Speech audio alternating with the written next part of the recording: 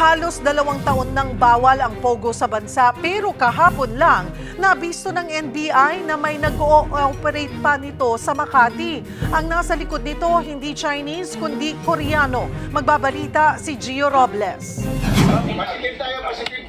Sinalakay ng NBI Criminal Intelligence Division at Bureau of Immigration ang condominium unit na ito sa Makati. Target ng operasyon ang 6 na Koreanong nagpapatakbo umano ng Pogo. Ang naabutang mga dayuhan hindi na nakapalag.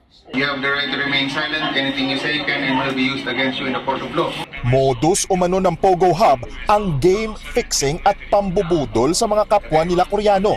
Nakuha sa condo unit ang iba't ibang kagamitan para sa scamming. Noong nakaraang taon pa ipinagbawal ni Pangulong Bongbong Marcos ang operasyon ng mga Pogo.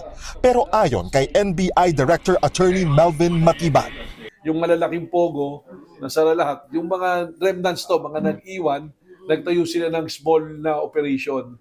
nag-ugat ang operasyon matapos makatanggap ng intelligence report na may isang puganting Koreano na kabilang sa grupo. Nakatakda na siyang ipa-deport ayon sa BI.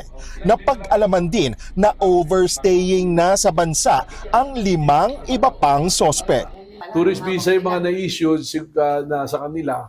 So sabi nga, doon pa lang nung nag-ooperate pa ng Pogo noong time na yon, may violations na rin.